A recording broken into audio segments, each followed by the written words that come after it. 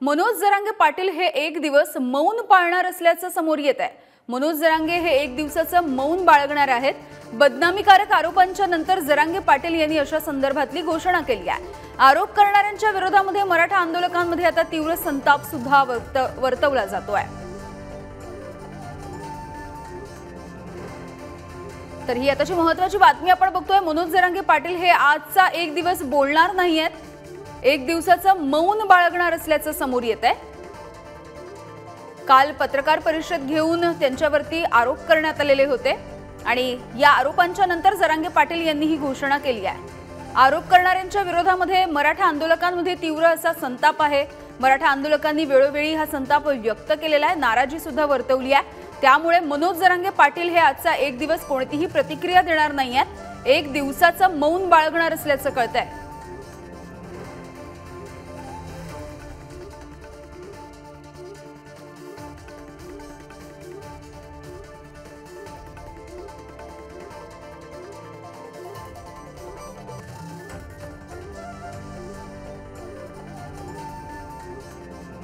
गेल्या काही दिवसांपासून मराठा आंदोलन तीव्र स्वरूप धारण करतंय। यामध्येच 10% आरक्षण दिलं गेलं असलं तरी सुद्धा ते मनोज जरांगे पाटील आणि त्यांच्यासोबत असणाऱ्या मराठा समाजाला मान्य नाही आहे। या सगळ्याविषयीच अधिक बोलूया। पुढारी न्यूजचे वरिष्ठ कार्यकारी संपादक तुळशीदास भोईटे सर सध्या आपल्या सोबत आहेत। भोईटे सर, मनोज जरांगे पाटील हे आज एक दिवसाचं मौन बाळगणार असल्याचं कळतंय। खरं तर काल त्यांच्यावरती वेगवेगळ्या पद्धतीचे आरोप करण्यात आले आणि यानंतर आता जरांगे पाटील यांनी बोलणारच नसल्याचं सांगितलंय।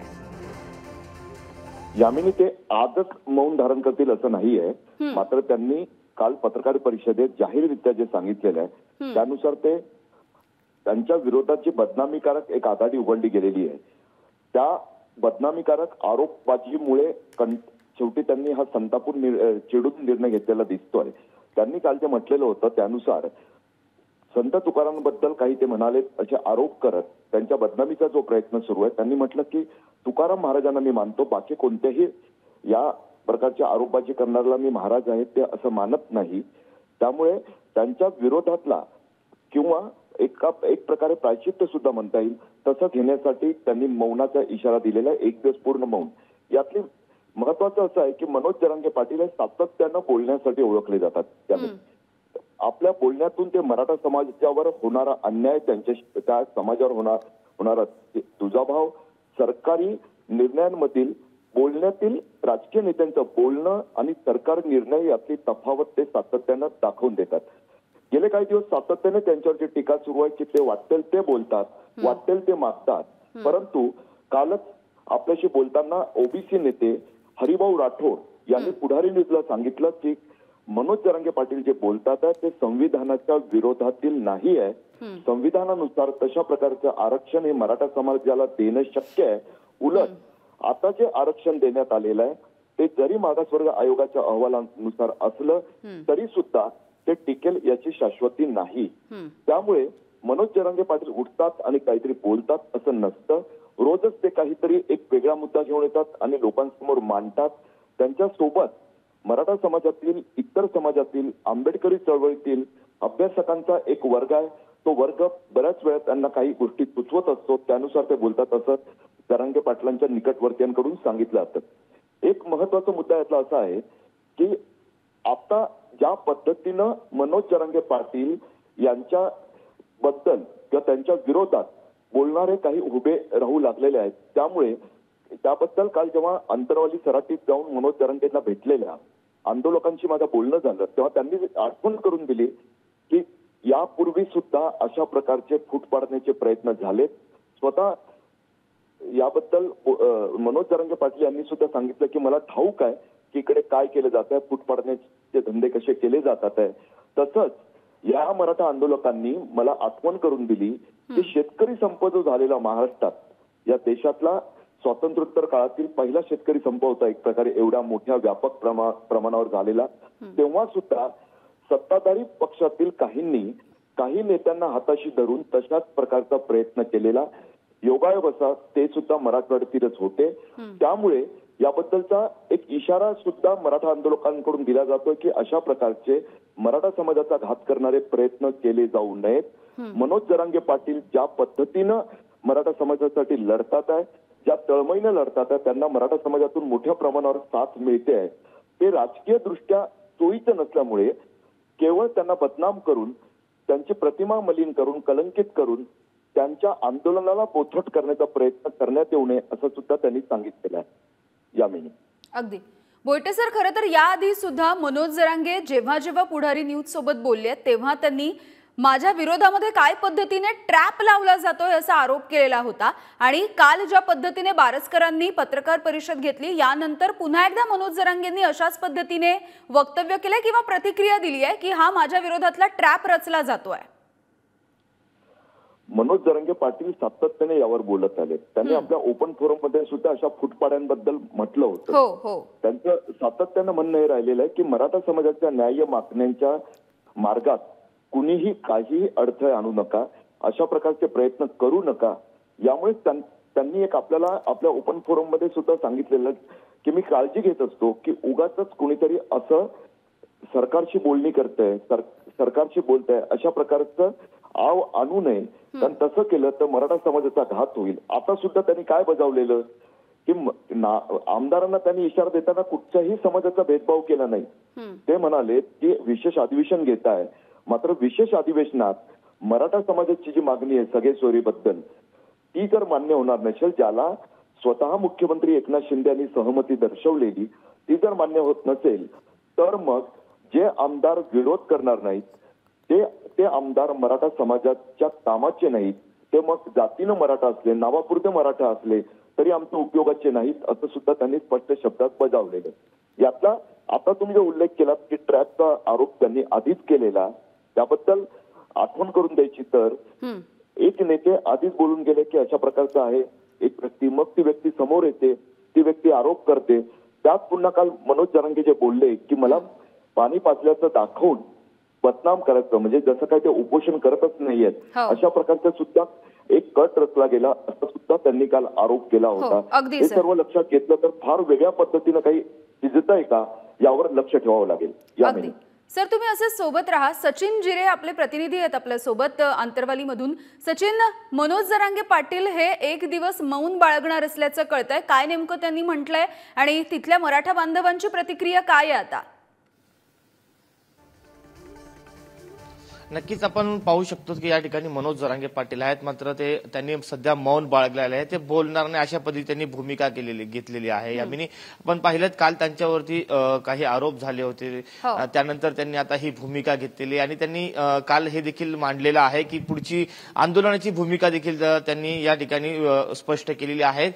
3 मार्च रोजी राज्यभरात ते आंदोलन करणार आहे, चक्काजाम आंदोलन आहे, रस्ता रोको करणार आहेत. आपण पाहू शकतात की या परिसरामध्ये मोठ्या प्रमाणात सकाळपासूनच हे जे समाज बांधव आहेत ते जमलेले आहेत, कारण की कालच्या याच्यानंतर मोठ्या संख्येने राज्यभरातून या ठिकाणी येत आहेत. काही महिला आहेत. आता काय भावना आहे तुमच्या? काल आपण पाहिलं की अशा पद्धतीने आंदोलनाची दिशा ठरलेली आहे. मी मेकर वरून आलेली आहे. माझे पती वसुदेव नामदेव लंबे. काय भावना आहेत? भावना पाटलासाठी भावना माझ्या खूप चांगल्या आहे. ते आपल्यासाठी खूप लढा लागले आणि माझी एवढी प्रार्थना आहे की सरकारने त्यांच्या मागण्या पूर्ण करावे. आणि आंदोलनाची पुढची दिशा केलेली आहे. 10% आरक्षण मराठा समाजाला सरकारने दिलेलं आहे. त्यानंतर आता पुन्हा त्यांची जी मागणी सगळे सोयऱ्याची ती प्रलंबित आहे. पण त्यांनी सगळे सोयऱ्याचा जो कायदा काढलेला आहे तो सरकारने मान्य करावा, नाहीतर सगळीकडे आंदोलन होईल आणि सगळीकडे मग सरकारला समजायला पाहिजेत. तू देखील आलेला आहे. आंदोलन सध्या सुरूच आहे. अनेक दिवस या उपोषणाला झालेले आहे. सरकारने तात्काळ याच्यावर निर्णय घेतला पाहिजे. मी एकच बोलू शकतो, अन्याय फार झाला, आता न्याय पाहिजे आणि या मराठ्याला सगळ्या सोयऱ्या सकट या मराठ्याला आरक्षण मिळालंच पाहिजे. 70 वर्षापासून हा समाज चाटपडत पडला आहे, याला कुठेतरी थारा लागला पाहिजे आणि ह्या काळामध्ये येता आल्या आम्हाला आरक्षण मिळालंच पाहिजे. आणि भीक नाही, आम्हाला स्वतःचा हक्क मिळाला पाहिजे. आणि या मराठ्याला इथे या गोरगरीब मराठ्याला सरसकट सोयऱ्यासकट आरक्षण मिळालं पाहिजे. आणि लवकरात लवकर जरांगे पाटील साहेबांचं उपोषण शासनानं लवकरात सोडवावं. हे कित्येक दिवस यांनी ताटकळत ठेवलं, हे बंद केलं पाहिजे शासनानं. आणि इकडे निर्णय, तिकडे सरकार तिकडे जोडाजोडीन फोडाफोडी करण्यामध्ये व्यस्त झालेला इथला एक सुद्धा शासकीय माणूस इकडे येत नाही, आमदार खासदार इकडे येत नाही. त्यांनी आलं पाहिजे, इथं लक्ष दिलं पाहिजे. 7 कोटी मराठ्याचा वाली इथं देव साक्षात बसलेला आहे आणि सरकार तिकडे 4 गुलाल उधळत आहे. प्रत्येक समाजातला व्यक्ती हा दादा सोबत आहे, प्रत्येक जाती धर्मातील व्यक्तीचा सपोर्ट आहे. परंतु समाजातील काही जे 1-2 लोक आहेत त्याच्या मागे सरकार पळत आहे. माननीय काही राजकीय नेते बोलले आरक्षणाविषयी, मराठा समाजाला द्यायचं नाही, हे नाही. छगन भुजबळ साहेब, तुम्ही इतक्या दिवस तुम्ही कोट्यावधीचे घोटाळे केले आहेत, तरी तुम्हाला क्लीन चिट मिळते. जर एखाद्या समाजाचे जर तुम्ही कळवळे असता तर तुम्ही एवढे घोटाळे केला नसता, त्या समाजातील व्यक्तीला तुम्ही मदत केली असती. एवढंच सांगतो की लवकरात लवकर दादाच्या मागण्या पूर्ण झाल्या पाहिजे आणि आमच्या दादाला ह्याच्यातून सुटका मिळाली पाहिजे. अगदी आपण पाहिलं की अशा भावना या समाजाच्या संतप्त भावना आहेत. यामिनी, अगदी सचिन, आपण बघतोय मनोज जरांगे पाटील यांचं हे उपोषण सुरू आहे आणि तुमच्या मागे आपण बघतोय मनोज जरांगे पाटील यांना आता नेलं जाताना आपण पाहतो आहोत. खरं तर 1 दिवसांचं मौन त्यांनी पाळल्याचं कळतंय आणि इथे जमलेल्या मराठा समाजामधल्या बांधवांच्या भावना सुद्धा अत्यंत तीव्र आहेत. मनोज जरांगेंची प्रकृतीविषयी सुद्धा आपण बोलूयात. मनोज जरांगेंची प्रकृती ही दिवसेंदिवस गेल्या काही दिवसात खालावत सुद्धा चाललेली आहे.